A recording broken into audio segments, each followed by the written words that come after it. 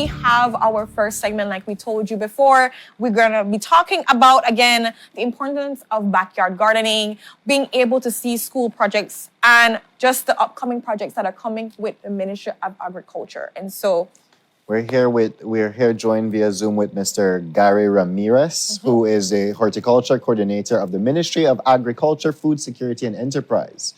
And he's joined us via Zoom. Good morning, Mr. Ramirez. Are you hearing us? Hi, good morning. Yes, I'm hearing you. Yes. Okay, great. Welcome to our, well, I can't say couch here via Zoom, but welcome to Sun Up on 7. We'd love to have you here. And how are you doing this morning? I'm good, and how are you guys doing? We're good as well. I'm happy to have this conversation. I'm always excited about backyard gardening and just the idea of sustainable development, being able to grow your own crops, to just, be your own boss if you want to think about it like that.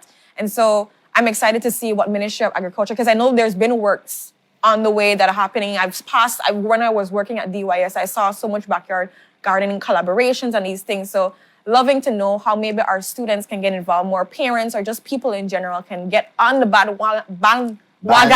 I know, it's like, what was that word coming from? But yes, Mr. Ramirez. So could you tell us a little bit about, when it comes to backyard gardening, why is it super important? I know I was talking about sustainable development and all of that, but that could be a lot of bag of water to some people. Could you give us, from your perspective, your professional perspective, why it's so important for a person, a family, to be able to have their own little backyard garden? Good morning again, and thanks for having me on behalf of the Ministry of Agriculture.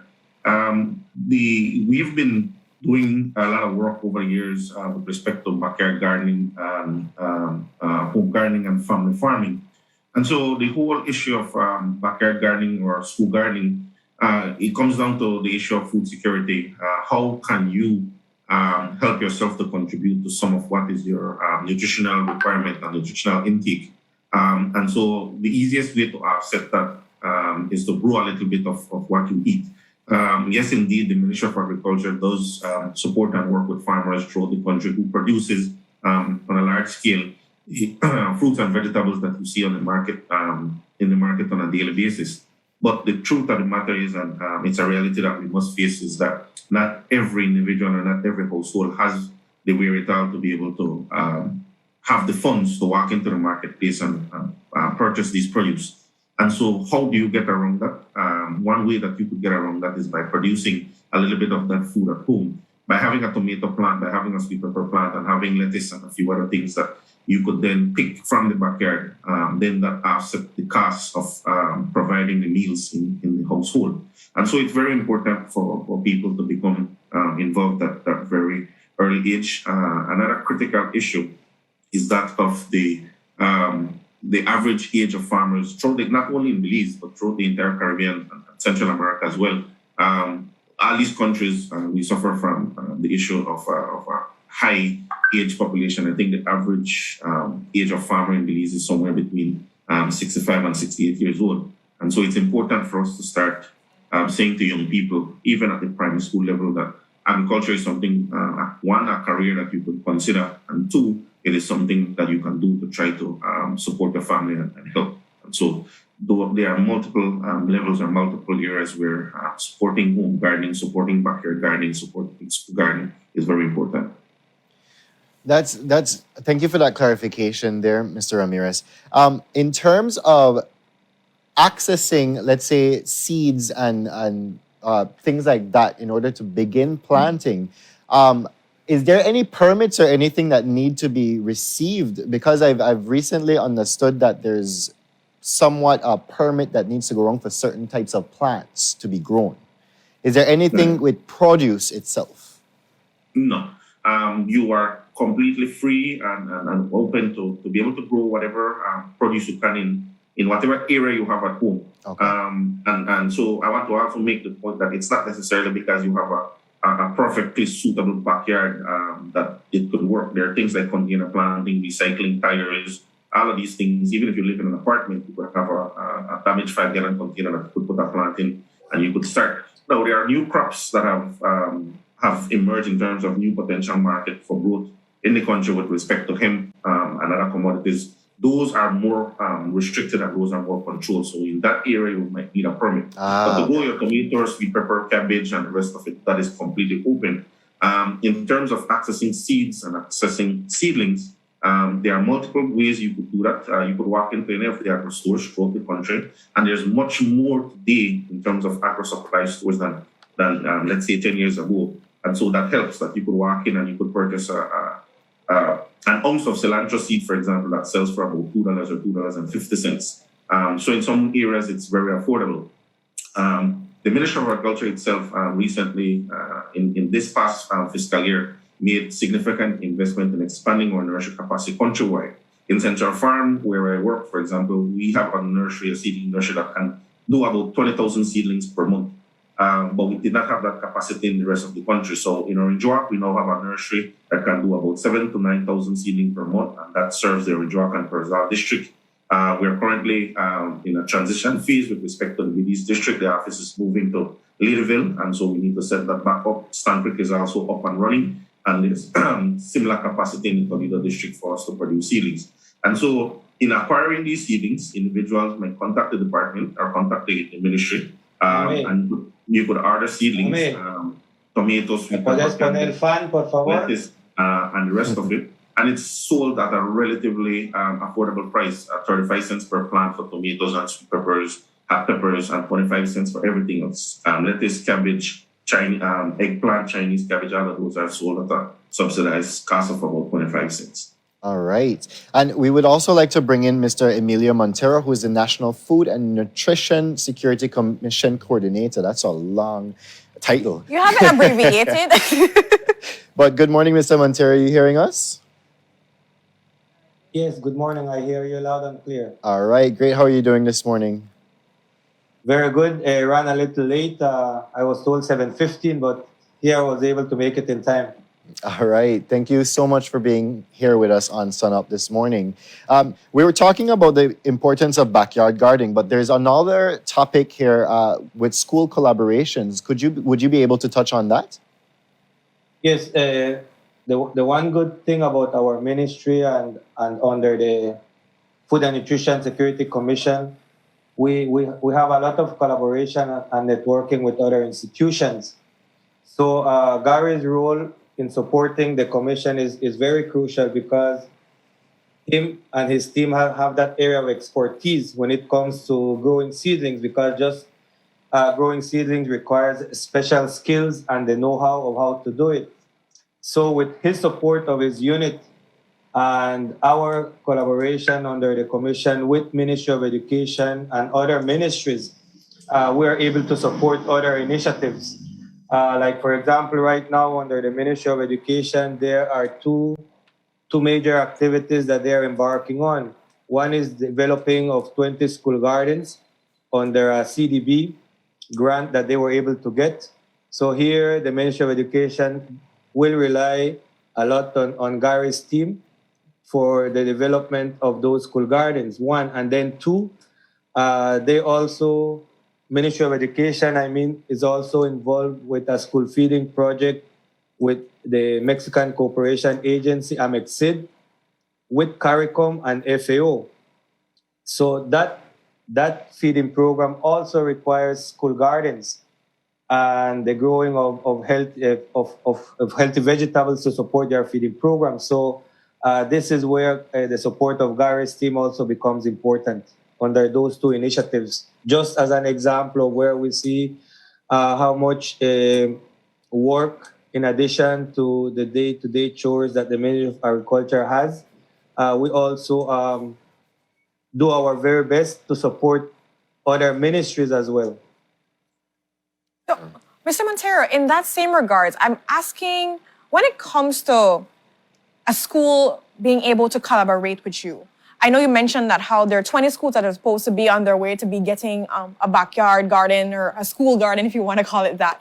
How can a school go about trying to apply for that, partnership or be able to collaborate to get that? For instance, they're a school that's never had it before but wants to introduce it to their school. Can they just go to you? And, what is the criteria so far? Do you have to go and vet the school? What happens for a school in that collaboration? Very good question. I will just mention a couple of sentences, and then Gary has the experience of what has been happening when it comes to schools requesting. But yes, we do our best to support as many schools as we want. But then over the years, with Gary's experience, I prefer for Gary to tell you the criteria through his experience of what we have seen happening when it comes to supporting schools. Gary, please, with the criteria. Okay. So what typically would happen is that a particular institution can write to the Ministry of Agriculture, the CEO of the Ministry of Agriculture, and express interest in developing a school garden program. And so that school garden can be developed under multiple options. Oftentimes, there are funding agencies which the ministry is working up with. In this case, the Food and Agriculture Organization, through an initiative with the Ministry of Education, is doing a program where 6 school gardens will be developed. There's another one with ICB through the Ministry of Education as well, where 20 school gardens will be developed.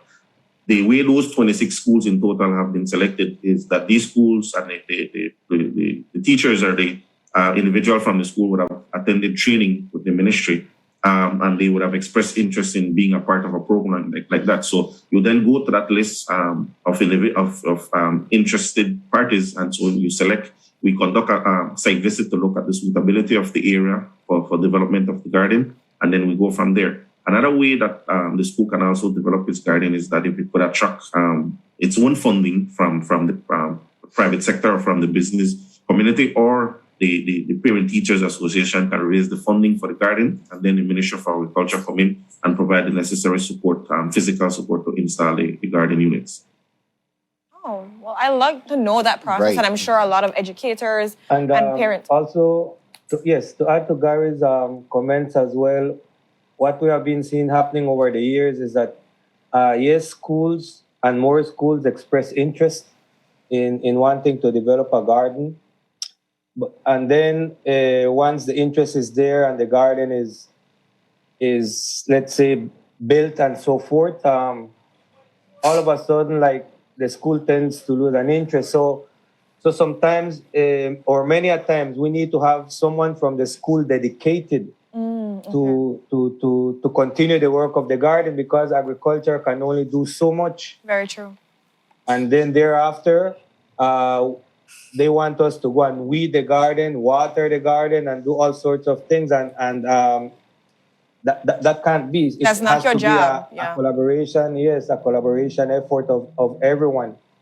And in addition to the support of Gary, and yes, as he rightfully is saying, having nurseries in every district will enable the facility of the ministry to continue to support more and more schools. But again, schools need to also do their fair share, Right. so that everything can run smoothly when it comes to, because the experience of the school garden, as you're rightfully saying, and the learning of it can then be taken home by the teachers, by the parents, by the children, students home, and then they can develop their own backyard gardening there. I like the importance that you stressed there, especially in instilling this knowledge and the passion that people need for agriculture, because agriculture takes time. And I think it requires a lot of patience on a whole. Gentlemen, thank you so much for the conversation there. I want to ask, is there any upcoming projects as it concerns the Ministry of Agriculture, whether it be small or large-scale projects? Well, right now, apologies, Gary, for jumping ahead of you, but normally I tend to be very forgetful. Just to mention an example to you all, Child Stimulation Month, Ministry of Education. Last year, we had an excellent initiative where, with Child Stimulation Month, here we're talking about introducing preschoolers into horticulture, gardening, and so forth. So last year, they asked us way ahead of time if we can support them with seedlings, which we were able to do to a couple of districts, the Corizal, Orange Walk, and I think the Belize district, which they requested ahead of time. And seedlings don't grow overnight. So like 2 weeks ago, I'm called by Ministry of Education, Belize District, if we can support them with seedlings. I tell her, Miss, you need to have told us this from January or from December. You know, March is coming, Child Stimulation Month every year. So that's one important keynote to note is that seedlings don't grow overnight. As Gar will tell you, they take 30, 40 and more days for the seedlings to be ripe, to be able to be donated. So we are unable to support them at this time with the seedlings. So I told the teacher, you know what, we will still go ahead, grow them, and then still have it as a follow-up activity of Child Stimulation Month. And then this year, they're requesting from some fruit trees. And again, these requests need to be asked way ahead of time. We are doing our best. I think I have been able to source with our nursery unit like 120 or so fruit trees, which again, 3 districts requested of it, or in Duac, the Belize district, and the Cayo district. So we will be able to support them. All right. So it is very important for schools to note that they need to let the Ministry of Agriculture know way ahead of time. We know, for example, that every year in October, we celebrate World Food Day, October 16th. So the planning for us starts as from now because it's a big event that is coming after a great show.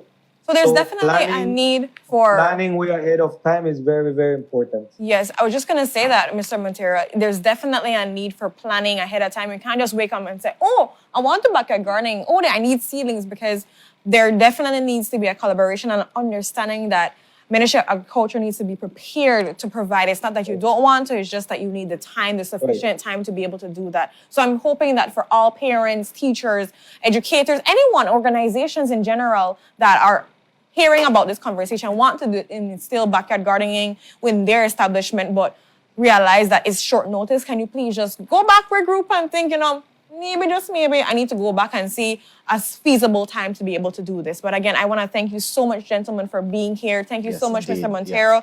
And thank you so much, Mr. Ramirez.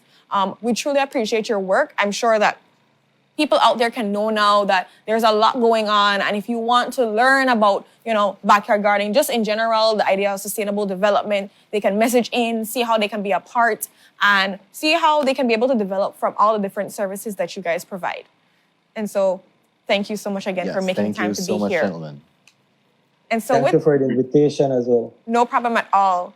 And with that, we go to our next commercial break. When we're back, we're going to be speaking to the Belize Bus Association and getting the hot scoop of what's been taking on the scene and when will this strike really be. Stay tuned for that exciting conversation. We'll be right back.